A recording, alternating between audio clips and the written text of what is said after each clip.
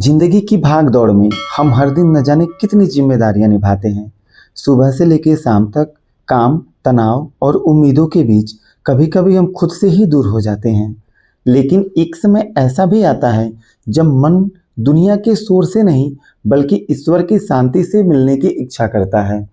शायद इसी एहसास ने आज मेरा रुख माँ मंझरिया देवी के पावन धाम की ओर कर दिया। कुछ ही पलों बाद मैं मां मंझरिया देवी धाम के मुख्य द्वार पर पहुंच चुका था। प्रवेश द्वार पर नजर पड़ते ही मन श्रद्धा से भर उठा। ऐसा लगा जैसे मां स्वयं अपने दरबार में आने का निमंत्रण दे रही हो। मंदिर में प्रवेश करने से पहले मैंने श्रद्धा के साथ घंटी बजाई।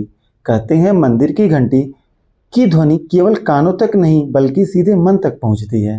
हाथ जोड़कर मां के चरणों में प्रणाम किया और सभी की सुख, शांति और मंगल की कामना भी की।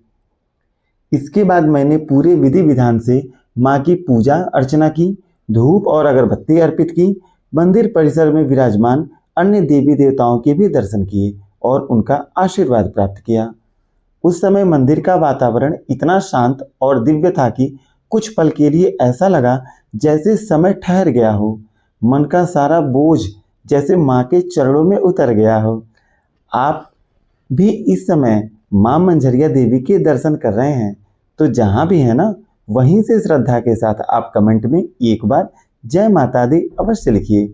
माता रानी से अपने और अपने परिवार के सुख, समृद्धि और अच्छे स्वास्थ्य की प्रार्थना भी कीजिए। और हाँ, अगर आप पहली बार मेरे चैनल पर आए हैं तो ऐसे ही आध्यात्मिक, प्रेरणादायक और ज्ञानवर्धक यात्राओं का हिस्सा बनने के लिए मेरे चैनल को सब्सक्राइब जरूर कर लीजिएगा। पूजा पूर्ण होने के बाद मैंने पंडित जी को श्रद्धापूर्वक दक्षिणा अर्पित की और प्रसाद ग्रहण किया। प्रसाद केवल मिठास नहीं होता बल्कि ईश्वर के आशीर्वाद का प्रतीक होता है जो मन को संतोष और आत्मा को सुकून देता है। इसके बाद मैं भगवान शिव के मंदिर पहुंचा, भोलेनाथ के दर्शन किए, भगवान गणेश, भगवान कार्तिकेय और नंदी महाराज को भी प्रणाम किया। ऐसा लगा जैसे एक ही स्थान पर पूरा शिव परिवार अपने भक्तों पर कृपा बरसा रहा हो।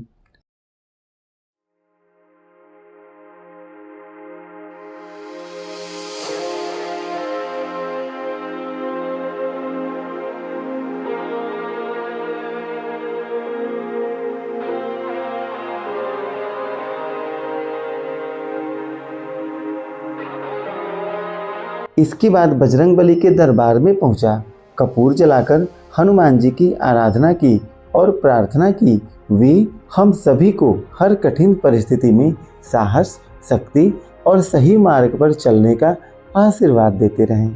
मंदिर में उपस्थित पंडित जी से इस पावन स्थल के इतिहास के बारे में जानने का अवसर मिला। उन्होंने बताया कि इस धाम से जुड़ी अनेक मान्यताएं हैं। हर श्रद्धालु का अनुभव अलग हो सकता है, लेकिन एक बात सभी महसूस करते हैं, यहाँ आकर मन को एक अलग ही शांति और सुकून मिलता है। दर्शन के बाद मैं मंदिर के बगल वाले रास्ते से आगे बढ़ा। कुछ ही दूर चलने पर एक विशाल और मनमोहक ताल दिखाई दिया। चारों ओर हरियाली, ठंडी हवाएं और शांत वातावरण। ऐसा दृश्य जिसे देखकर मन बार बार ईश्वर की अद्भुत रचना को निहारना चाहता था।